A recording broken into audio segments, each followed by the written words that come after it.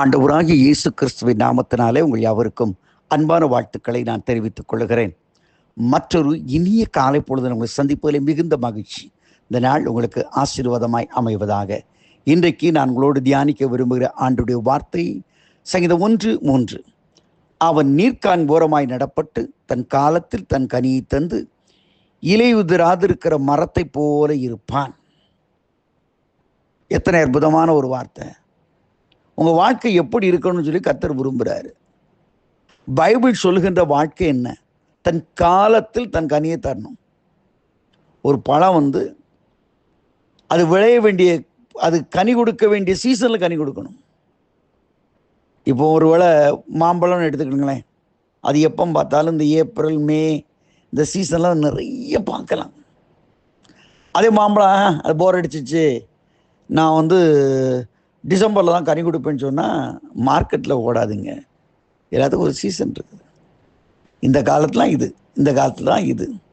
இதை போல் ஆண்டவர் சொல்லுகிறார், ஒரு தேவனுடைய பிள்ளைக்கு ஒரு சமயத்தை கர்த்தர் குறித்து வைத்திருக்கிறார். God has appointed due date for you. அதனால தான் அழகாக வேத வாக்கியம் சொல்லுது பாருங்க, ஏற்ற காலத்தில் அவர் உங்களை உயர்த்தும்படி அவருடைய பலத்த கரத்துக்குள் அடங்கிருங்கள். உனக்கென்று ஒரு காலத்தை ஆண்டவர் வைத்திருக்கிறார். மரியாளம்மா ரொம்ப நல்ல அம்மா தான். ஆனால் ஓடி போய் திராட்சம் கொஞ்சம் ஷார்ட்டேஜ் ஆக ஆரம்பித்த உடனே ஓடி போய் ஒரு இன்ஃபார்மேஷன் கொடுத்துருக்காங்க, மகனே யூ டூ சம்திங், நீ தேவ வல்லமையுடைய மகன் அல்லவா, ஏதாவது செய்யப்பா. ஆண்டவர் சொல்லுகிறார், உங்களுக்கு எனக்கு என்னம்மா, என் வேலை இன்னும் வரலை. ரொம்ப ஓப்பனாக சொல்லிட்டார். நீங்கள் இதை ரிஸ்க் எடுத்துக்க வேண்டாம், என் வேலை வரல, the time was not come, என் வேலை வரல. ஆண்டவர் பார்த்தார், அவருடைய டைமுக்கு அவருடைய காரியத்திற்கு சரியாக அற்புதங்களை செய்து அந்த குடும்பத்தை ஆசீர்வதித்தார். இன்னைக்கு நான் சொல்கிறேன், சில காலதாமதங்கள், சில காரியங்கள் இருக்கலாம், ஆனால் தேவன் என்று உனக்கு ஆதீனத்தில் எதை குறித்து வைத்திருக்கிறாரோ அது நிச்சயமாய் விளங்கும். அது போய் சொல்லாது. Never never never never never never more. That is true.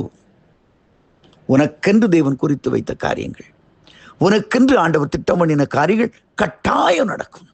அது மாறாது. வானம் பூமி மாறி போகலாம், ஆனால் அது மாறாது மாறாது மாறாது, அது நிலைக்கும். இதைத்தான் பைபிளில் அழகாக சொல்லுது. நீ அதை பிடித்து கொண்டு இருக்கிறாயா? அதை உன் வாழ்க்கையில தஞ்சமாய் கொண்டு இருக்கிறாயா? கொஞ்சம் யோசித்து பாருங்க. மலைகள் விலகினாலும் பர்வதங்கள் நிலை பெற்றாலும் என் கிருபை உன்னை விட்டு விலகாமல் இருக்கும் என்று சொன்னீரே, அந்த தேவன் நம்முடைய நடுவில் இருக்கிறார். அவர் சொல்லுகிறார், நீ காலத்தில் தன் கனியை தருவாய். கனி தருவது மாத்திரம் இல்லை, கனி தருந்தோம்னா நம்ம ஆண்டவரோடு இருந்தால் தான் கனிகளை கொடுக்க முடியும். ஆண்டவர் சொன்னால், நீங்கள் என்னை தெரிந்து கொள்ளவில்லை, நான் உங்களை தெரிந்து கொண்டேன். நீங்கள் போய் கனி கொடுக்கும், அந்த கனிகள் நிலைத்திருக்கும்படி நான் உங்களை ஏற்படுத்தினேன். ஒய் காட் ஹஸ், ஆண்டவர் ஏன் நம்மளை தெரிந்து வைத்திருக்க? Why God has chosen us. எதற்காக கர்த்தர் தெரிந்து கொண்டு இருக்கிறார்? நம்ம கனி கொடுக்கணும், அந்த கனி நிலைச்சிருக்கணும். அதுக்கு தான். அப்போ கனி கொடுக்கணும்னா கர்த்தரோடு நீ இருக்கணும், கர்த்தருடைய தெரிந்து கொள்ளப்பட்ட ஒரு வாழ்க்கையில் நீ வாழணும். அப்படி கனி கொடுக்கும் பொழுது அங்கே இன்னொன்று சொல்லுது, இலையுதிராதிருக்கிற மரத்தை போல இருப்பானா. இதான் ரொம்ப ரொம்ப முக்கியம்.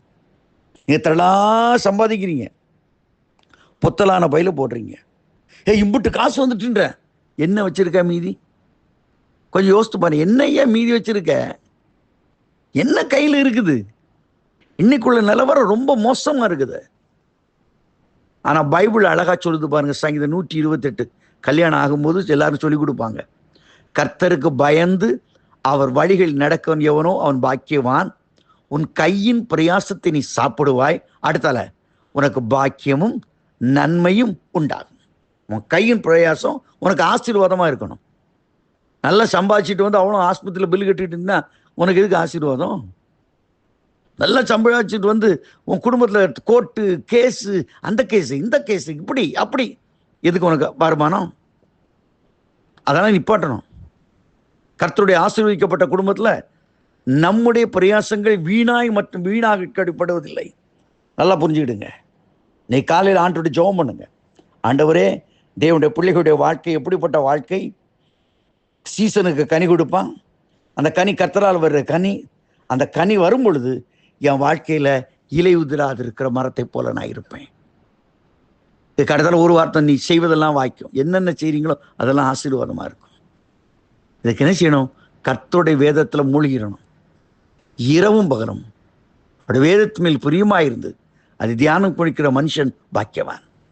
கர்த்தருடைய வேதத்துல பிரியம் வைத்து அது தியானிக்கும் பொழுது இப்படி சொல்லப்படுற ஆசீர்வாதம் நடக்கும். இந்த நாளிலே ஆண்டவராகிய கர்த்தர் உன் குறைவுகளெல்லாம் நிறைவாக்குவார். உனக்கென்று ஒரு காலம் இருக்கிறது, அந்த காலத்திலே கனி கொடுப்பாய். உனக்கென்று ஒரு நாள் இருக்கிறது, அந்த கனி இயேசுவால் வருகிற கனியாய் இருக்கும். உனக்கென்று ஒரு ஆசீர்வாதம் இருக்கிறது, உன் வாழ்க்கையில் இவைகளெல்லாம் இழந்தாயோ அதையெல்லாம் திருப்பி கொண்டு இனி அப்படிப்பட்ட சூழ்நிலைகளுக்கு கடந்து போகாதபடி கர்த்தர் உன்னை காப்பாற்றுவார். அந்த தேவனிடத்திலே நாம் சரணாகதி அடைவோமா? இந்த நாள் ஒரு இன்ப நாளாய் மாறும். ஆமேன், ஆமேன்.